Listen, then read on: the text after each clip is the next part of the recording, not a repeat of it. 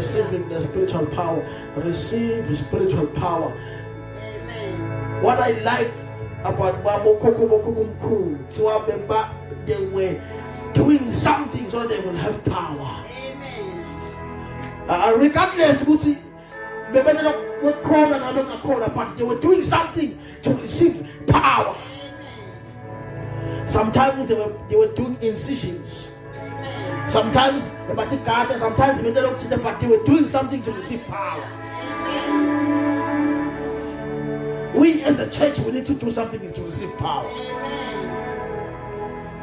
And see, if you have to come as a normal saint, you must come not as a normal saint, but as a powerful saint. Hallelujah.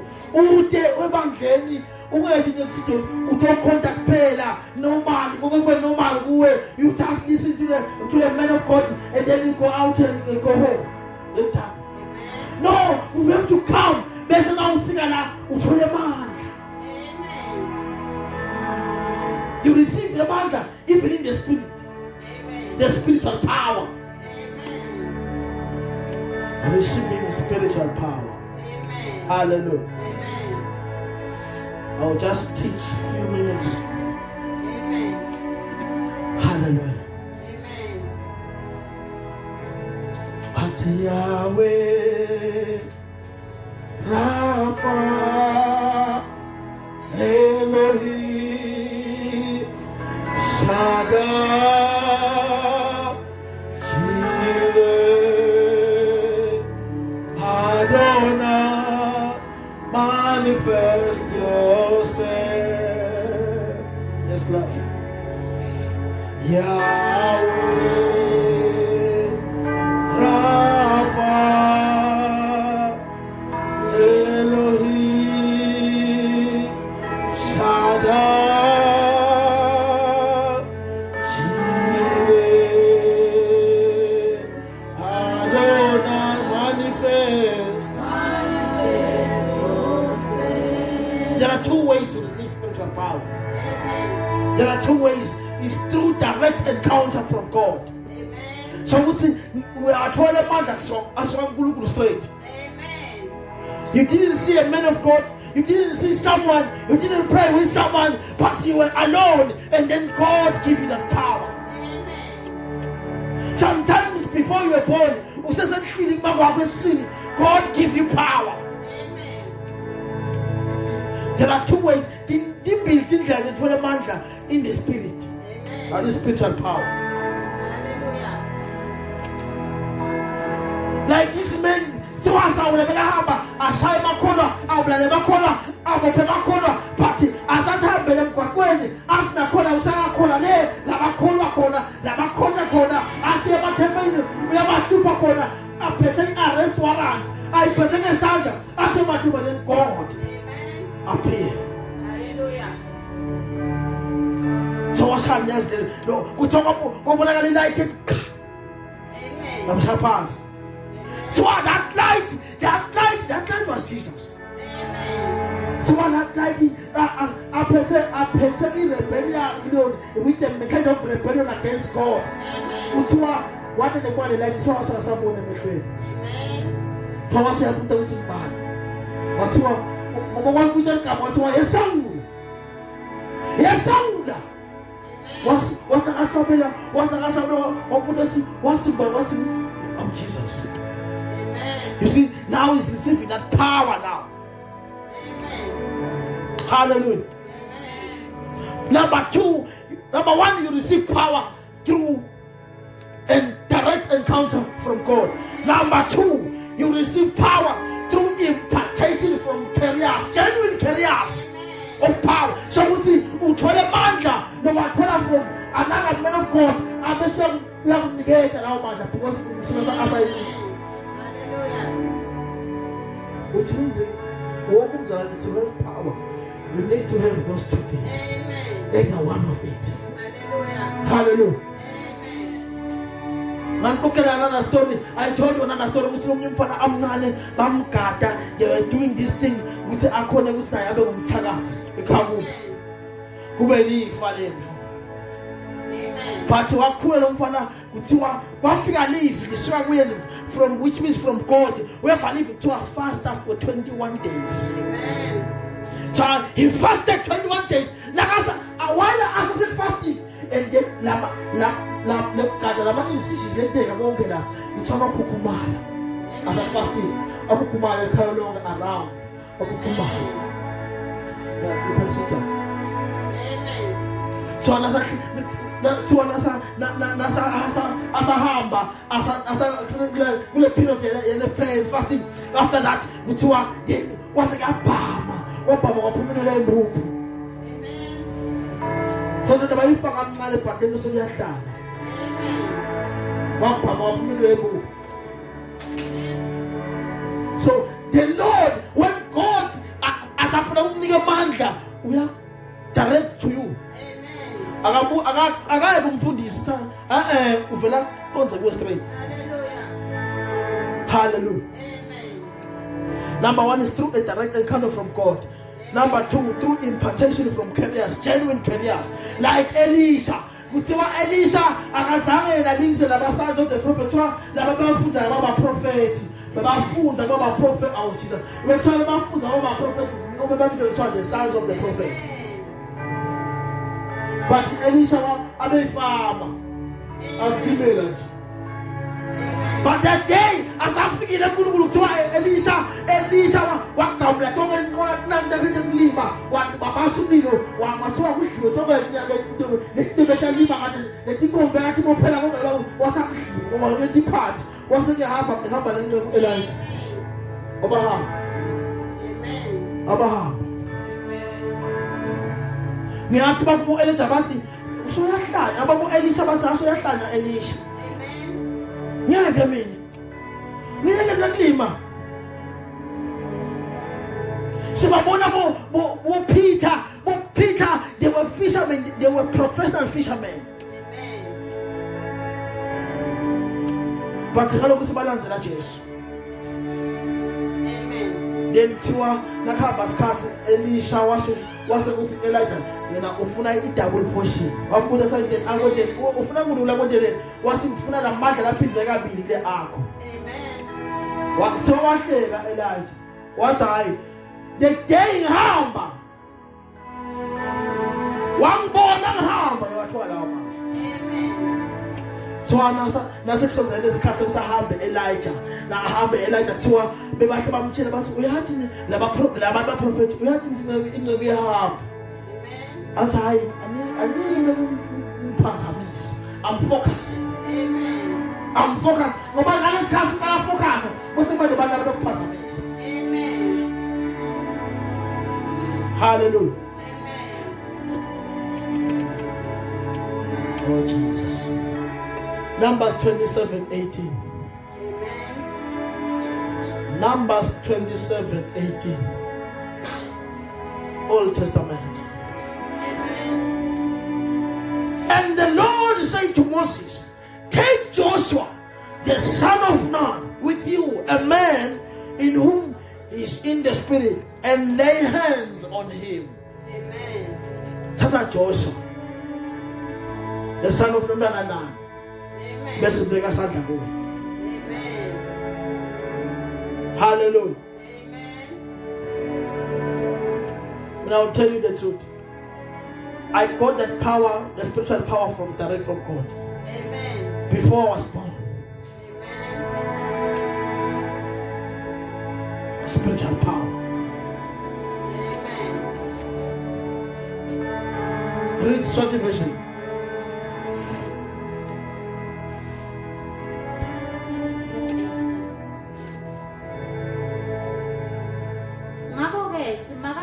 wakhuluma kuMose wathi thatha Joshua umzawanuni indvodza lenemoya umbekesana.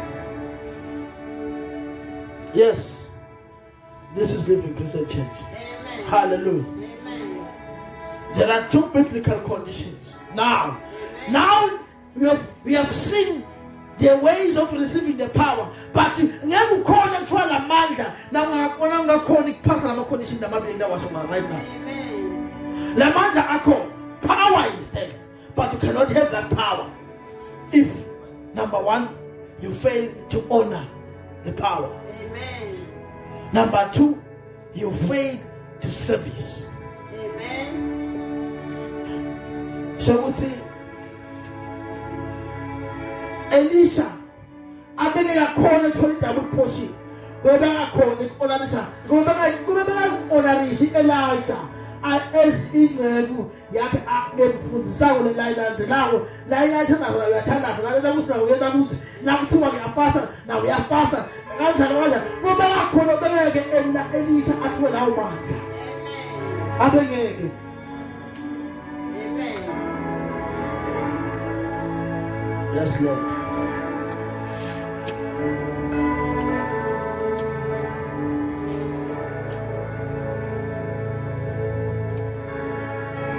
Which means Solomon from God, direct from God. Number two, through impartation. But better son that go best for the man. But now who's a quality receive allow manda. Now but bigger the sanda. Who fuda ube number one, ube the honor.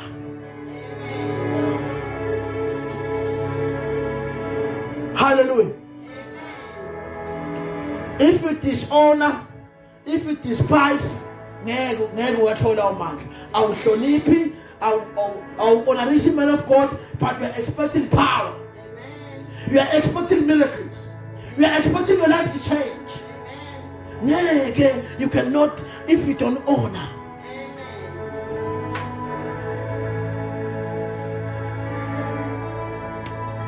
Let me tell you a secret. If you don't honor your spiritual father, Amen. if you don't honor your spiritual father, let me tell you, your life will be miserable. Amen. Uma ngabuka ihloniphi inceke, lekulula ndoda kamoya, Hallelujah. daba nenkinga. Amen. To receive that power, to receive that impartation, you need to honor. Hallelujah. Number one. Number two, you need to do service. Amen. Oh, I like this church. There are some people who come and service this church. Hallelujah. Hallelujah. Let's clap your hands for yourself. Clap your hands for yourself. I cannot be that church. Hallelujah. Amen. It's more than serving the man of God. It's more than serving the man of God. Today I must come out clear. Serving the work of God wholehearted is not what some of you doing. I'm not serving wholehearted. That is why sometimes you cannot see the power. Amen. Inside the church, when they Amen. ungendi ukuthi ufuna ukubona ngumfundisi. Amen. Ungendi ukuthi ufuna ukubona abazalwane. Amen. Do it wholeheartedly so that God can see you. Hallelujah. Hallelujah. Amen.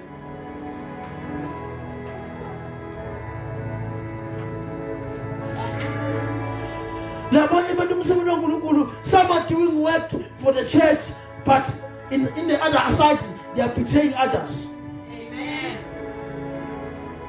Befungati bona nabedile bese befungati batafika ukufundisa athi mina nje ufundisi ngendlela okani nemanga ukwena nabantu. Amen.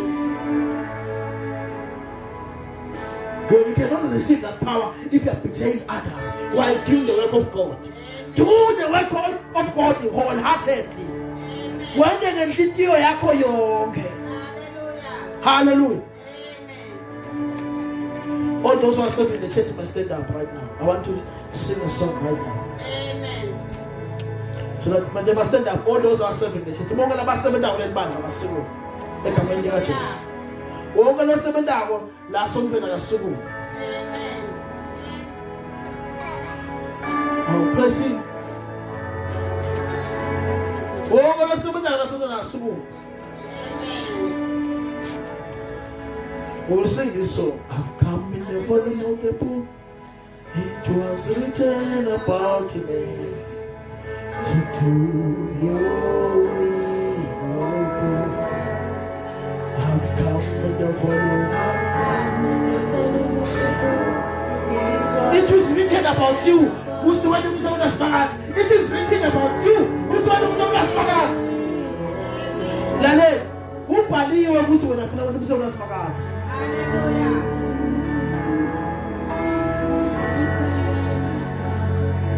I will do your will, do your will, do your will, oh God. I will do your will, do your will, do your will, oh God. Think three. Continue standing. I want to give you three things. I want to give you three things.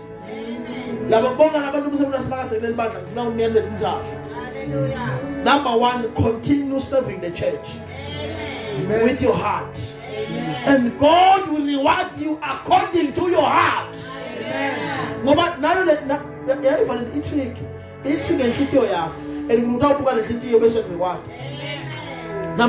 two, if you are becoming less, improve right now. Tell your heart that from now onwards, from now onwards, I will serve wholeheartedly. Number three, Jesus. do not expect anything in return. Amen.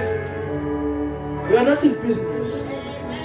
Do not expect anything in return. Now, do not expect anything in return. If you look at the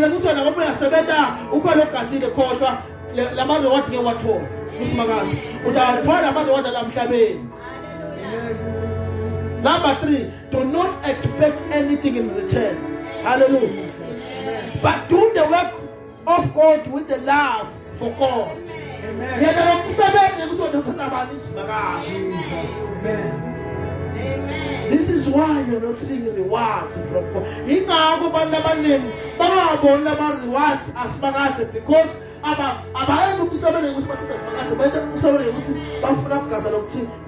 there's something in return. I mean, do your work.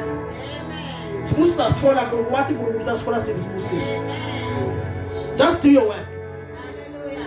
Hallelujah. Nithi noma ngabe kumakhata noma ngabe liyana noma ngabe liyaduma noma ngabe kuyashisa tawuqhubeka nimeli bakhe sethi Amen. nangabe nisethe lokho namhla nivuka ngathi namhla ngathi makhata kakhulu namhla niyezwe. Who's going to work? I'm giving you these three things. Hallelujah. Hallelujah. Amen. We can sit down. Deuteronomy 31, verse 1 to 2, and verse 7 to 8. And Deuteronomy 34, verse 9. I'll repeat. Deuteronomy 31, verse 1 to 2, verse 7 to 8. And Deuteronomy 34, verse 9. I repeat again. Deuteronomy 31, verse 1 to 2, verse 7 to 8, and Deuteronomy 34, verse 9. I'll read. And Joshua, the new leader of Israel, then Moses went and spoke these words to all Israel. And it's verse 2. And he said to them, I am 120 years old today. I can no longer go out and come in. Also the Lord has said to me, you shall not cross over this Jordan. Amen. Moses ukhuluma igama lakho leNkulunkulu uthi Moses mina sengina 120 years ngeke sakhona kuwe le Jordan because useNkulunkulu ngeke ngwele iJordan. Amen. Yayifanele.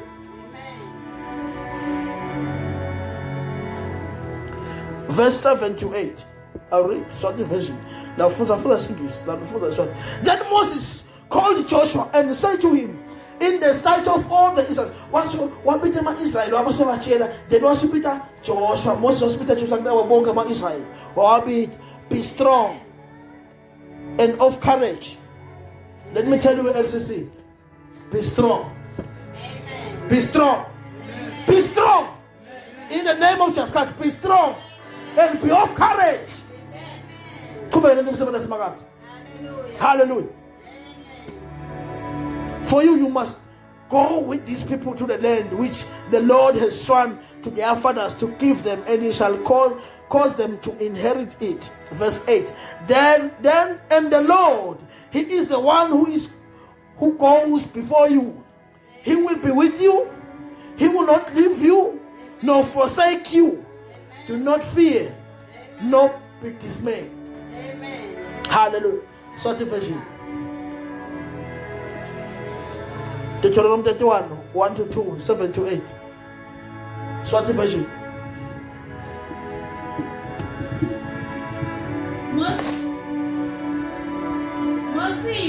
Mosi wesuka lapho wakhuluma nanka emanga esiveni sonke sema-Israyeli wathi, manje sengimdala sengineminyaka lelikhulu namashumi amabili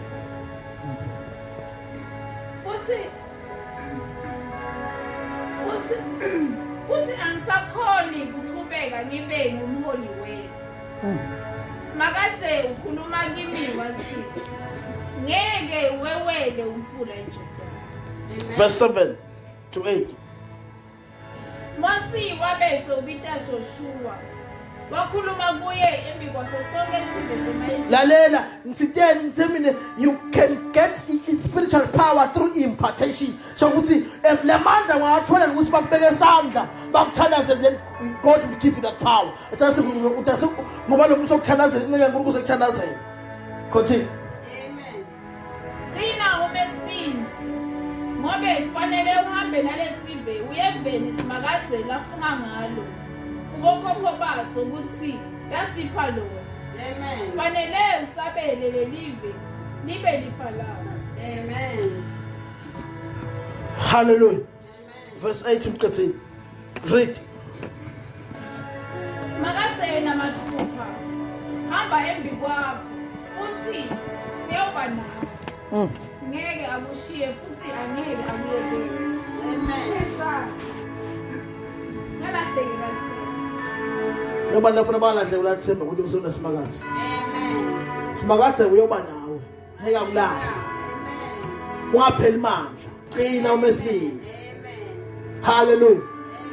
You cannot receive, because you are receiving the spiritual power, you cannot receive la mandla nkulunkulu akamoya nangabe singaqini. Amen. Hallelujah. Amen. Acts 34 verse 9. Now Joshua the son of Nun was full of the spirit of wisdom, for Moses had laid his hands on him.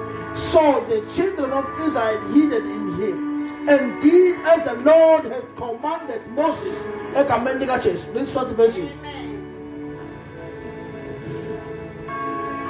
Verse 9. Joshua umusa wa Nuni abesagcwaliswa ngamoya wokuhlakanipha. Amen. Ngoba Mose abeke wabeka kanza sakhe esikwakhe.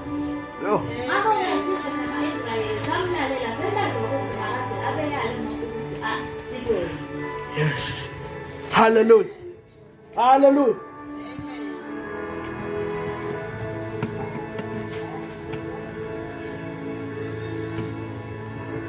Uthiwakahamba kwesikhathi, when time goes on, ukuhamba kwesikhathi ema-Israyeli abekhonona.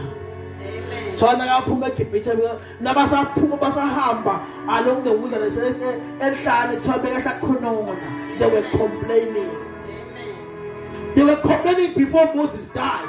They were complaining even after Moses died.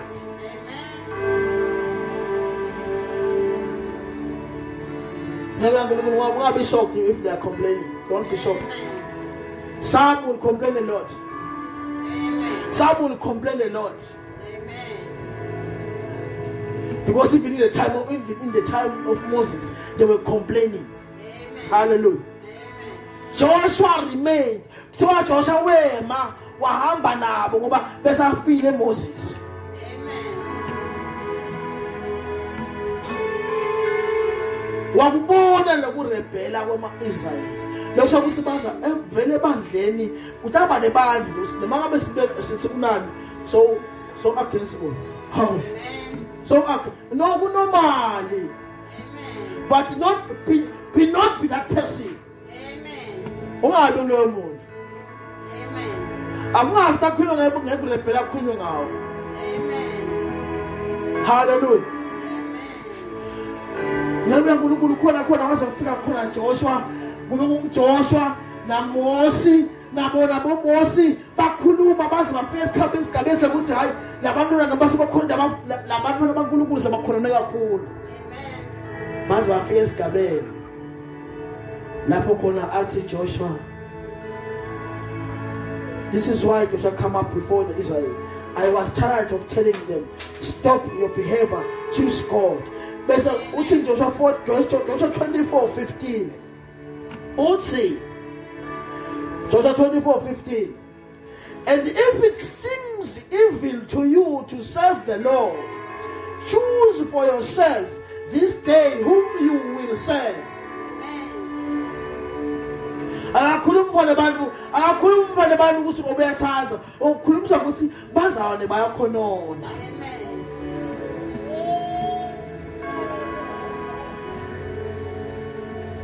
Hayi nje mfundisi ngazi nje singayiyena ona lokhu sikhona ebusuku lo nzambama ngazi singashintsha bayakhonona. Amen. What are the gods which your father served were on other side of the river, or the gods of Amorites? In which land you dwell? But as for me, we have to keep on Joshua. We have to keep on Joshua. Hallelujah. We have to keep on Joshua. As for me and my house, I will serve the Lord. Hallelujah. So see, who's here and then never to keep on Amen. Stop complaining. Amen. Do the work of God. Hallelujah. Stop complaining. Do the work of God. Amen. Do the work of God. So that you get the impartation. You don't call for a bank. Don't call us down. Hallelujah. Don't call us down. If God can appear, if he throw dreams. Look what happened to Solomon. Solomon, he offered 1,000 offering, and then God appeared to him through a dream. Walking through a dream. Never said that Solomon, but Solomon is not normal. It's no more normal because of fear. Hallelujah. So you cannot test the spiritual power if you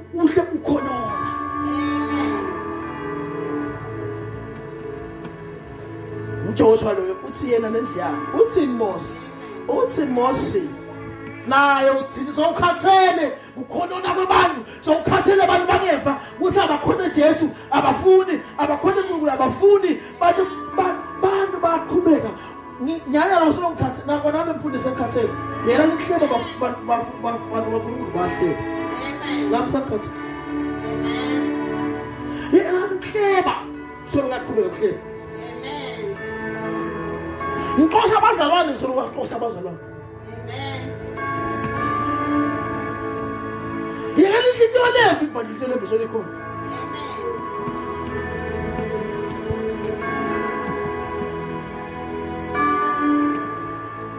Na moso kenza khathele naye wasikena safuza Deuteronomy 30 verse 19.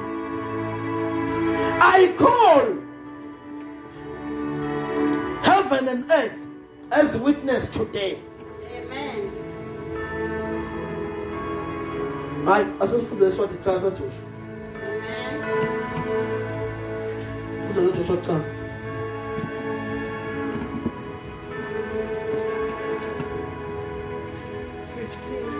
Yes. 24:15. Kodwa nangabe ukukhonda simakathe kubonakala kungathandzeki kini. Ngakho khethani lamuhla ukuthi nitawukhonda bani nome boNkulunkulu labangakholwa bokhokho. Labanye badoswa ngekhanda lekhaya kuthiwa bethe sonfeni. Amen. Dawukhonda bani? usho njalo Joshua ndawukhonta abantu labaye bonkulunkulu labangathandzeki qhubeka ngesheya kwemfula noma bonkulunkulu bema-amori akulelive lesenakhe kulo kodwa mina nendlu yami sitawukhonta simakade. Amen. ngifuna umzalo nothena as for me and my children, as for me and my house, as for me and my parents, as for me and my family, I will serve the Lord God of Abraham, God of Isaac and Jacob. ngifuna umzalo nothena kumina nendlu yami ngiyamkhonta egameni likaJesu. kunabantu lefuna banqume kusuka from today kuthi hayi kuthi bakwabha ngani kuthi come to church. No, akube into yakho. Not kuthi bakwabha ngani kuthi pray. No, akube into yakho le.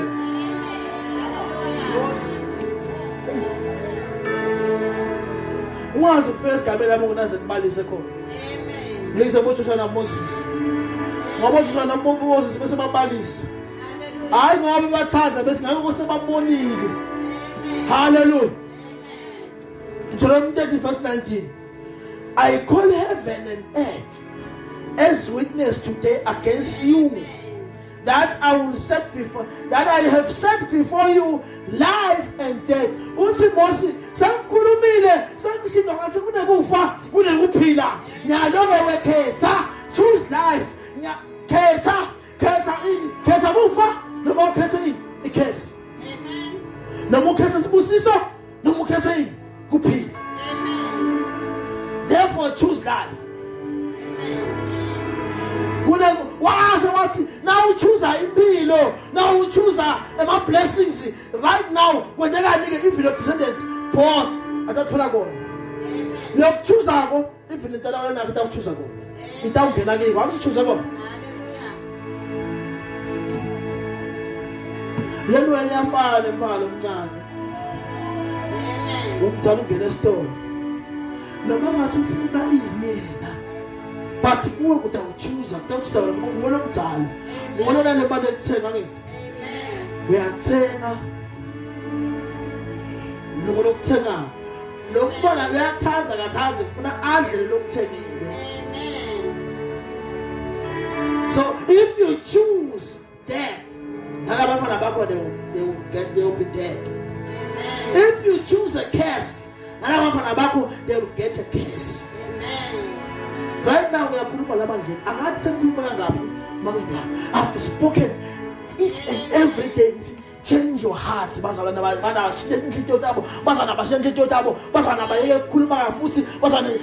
work the work of God. They must do wholehearted. I can't move them 70 Amen.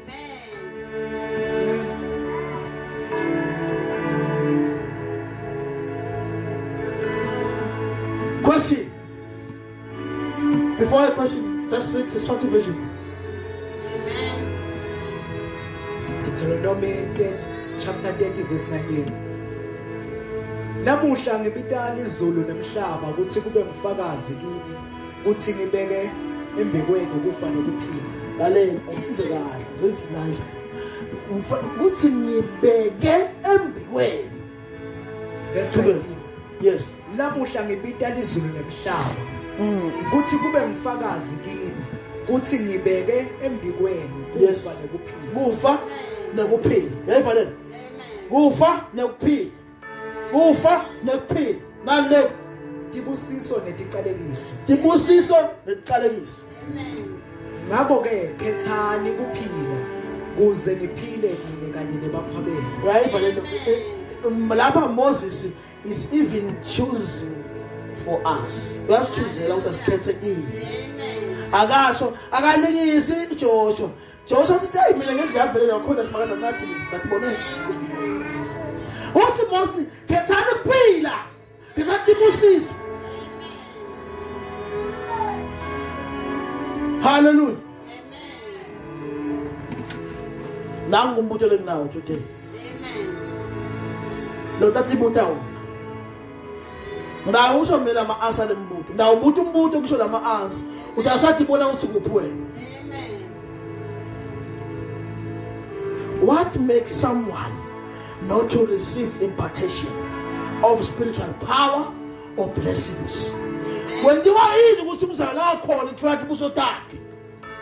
Kwenziwa yini umzali usangakhona ithola amandla la soka kusimakathe? Nayi answer.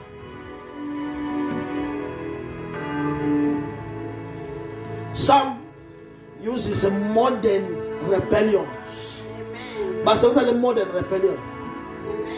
Athi mfundisi mina lokuthi ngiyasebenza. Imodern but uyarebella against the change. But imodern bekude le option noma sebenza bekude le option ukuthi ethi umsebenzi asimakatha ngale ndlela. Hayi mina mfundisi ukuthi nje ngibhizi ngalokuthida. Imodern uyarebella lo muntu but urebella against umsebenzi asimakatha. Not partaking in church. Away umsebenzi asimakatha esontweni. Not yet letting go of umsebenzi asimakatha. When it comes to fasting, if we say that's it, we are fasting on this day for 3 days. First day without punish. That is rebellion.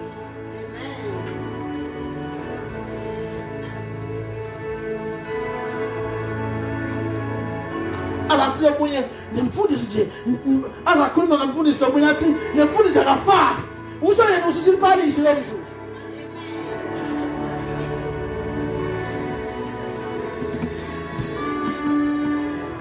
Usho ukuthi labazali labanye nekade uNkulunkulu so labazali labanye banga fast ngoba yena aka fast. I cannot declare ngumfundisi ukuthi there must be a fasting then I come and eat.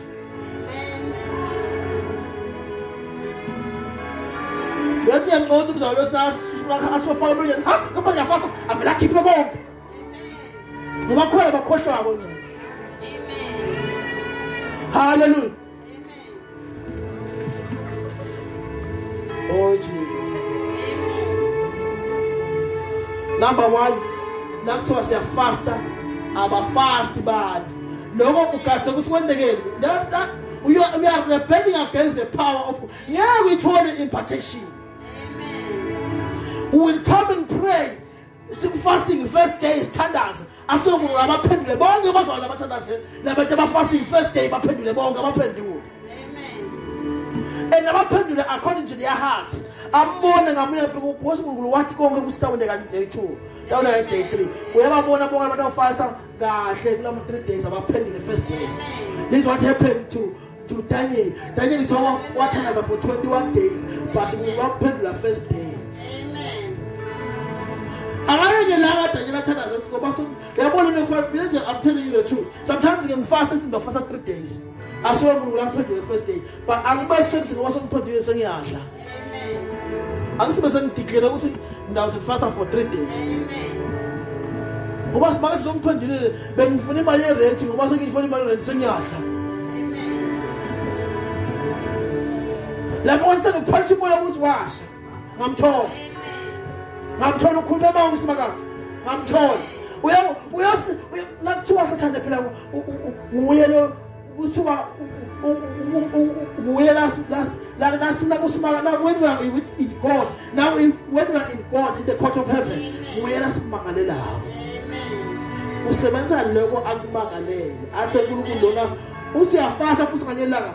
Athi from pendula athi lona usungolona usukusuka pendula usuyadla kakhulu athi lo asangene kumphendula pendula la ngegcina amen yayifanele amen kale pendula kona bayithinga fast bayithinga fast but bohamba 3 days amen hallelujah amen. Number 2, praying. Amen. When it comes to praying, your prayer life like to us to thandazela mshesheni face thandazela bafuna thandaza mbovuka thandaza awufuna ivuka noma ngakhala qingo nala disitana khala qingo ndiyavusa nje vuka uthandaza wake up and pray uvela chill phuna ukhuba. Amen. Number 3, work. Amen. Of God. When you say smart. Amen.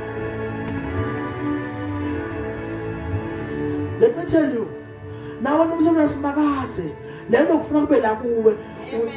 you like it or not. Amen. Singing. That's what I said. Amen. Uhlabela naqala umfundisi ingoma. Amen. Wakhala umzwana ke uhlabela. Amen. This is rebellion. Amen.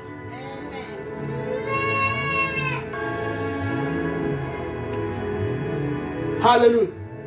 Amen. When it comes to offering, engayikhuluma lenza my offering. Amen. When it comes to offering, at first, ekuqaleni ngoba wenda kahle, usimazi musakubusa simakazi wakubusisa, you were offering even ishumi, you were offering any kind of those offerings. Offering, all the types of offering you're offering there. Amen. But in the camp was cards, so yeah, I was offering so Amen. ufaka sikona sekuphelele ufaka so right so thola umsebenzi angithi Hallelujah. so ucabanga ukuthi wena you are rebelling against the work of God. Amen.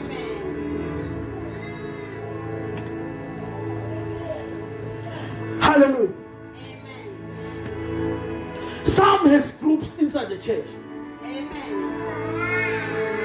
One of them owazivakashela la wathi mfundisi she spoke to me wathi mfundisi meaning I don't go to a church where after church bende ma groups abona bena njalo I won't come back again because she knows isibahleba. Amen. Sebenza ma group lenye group ayihlangana lapha sebenza la group lalela nangabe nisenza info leyo don't expect the power of God. Amen. Don't expect the power of God. I'm telling you from wholeheartedly. I'm teaching you today. Don't expect the power of God. If say there are groups, Amen.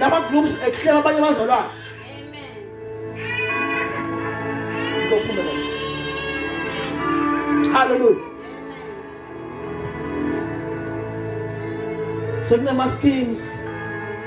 Mfundisi sebane bangani labanye basebangani balaba.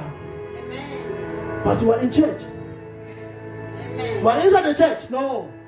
If you said that, don't expect the impartation. Don't expect the impartation. Amen. Hallelujah. Hallelujah. Some lack humbleness. Amen. They are full of pride. Amen. But we expect the power of God. That is, God, and I said, the pride. What about the pride? Up until you come and humble yourself. Which you are never figure the need. Which you are the need. What's the figure? John, Ashumayana, was Shumayana to the session when I could live in the king. Which you are here in the class of course. He wears sackcloth. That means why you get a say that wing goes like what we are past what faster. Amen. Uthago wafasta ngisho imbongolo wafasta ngisho inguku wafasta ngisho imvu wafasta ngisho kati wafasta ngisho inja wafasta konke ngisho iswane danga hayi lapha ngibafana la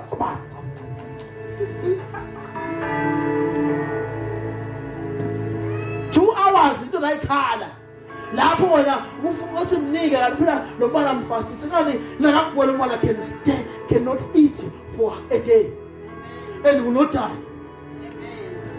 Umntwana omncane angahle usiyamfuna vele kuphume konke the whole day but angafi. When it comes to God ngomna ndawufa uthi nje 2 hours ukanje ngo 5 hours usala sengathi for 5 hours klinike lesisimo right asathi the system afresh. Amen. You see the power of God. Amen.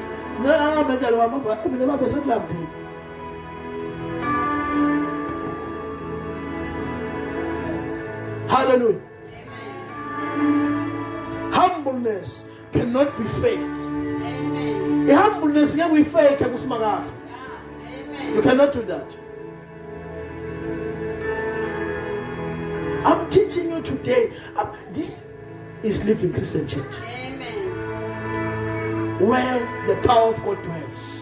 Hallelujah. So the power of God cannot dwell to someone long as he humble. Amen. Ufika uzalo lokala fika la sonfeni. Umthatha inhloko umisa phansi. Amen. What are you telling the new member that is coming?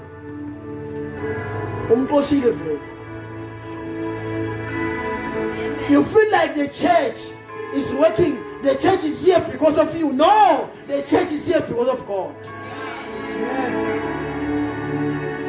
Not even because of this, but the church is here because of God. For this about us whenever for us now they are owning the church. But for us they are owning the church. No one is owning the church. No one owns the church. God who owns the church. Even if the mountain I've created it. No, I've not created it. Let me tell you, it's God who gave me that mind.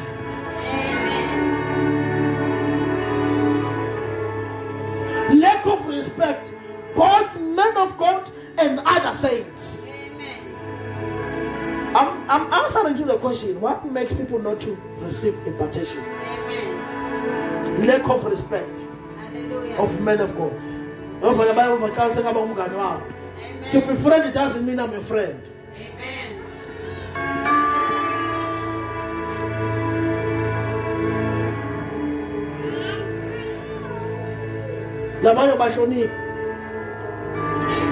I've seen this tendency in Makaya. I've seen this is a bad habit.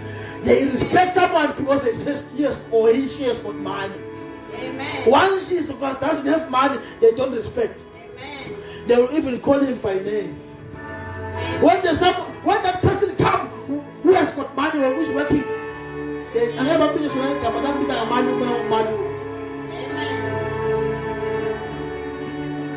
And what in some of the homes, I've seen it. Lack of respect. You are respecting someone because you are expecting something in return. No. You respect even young ones. Hallelujah.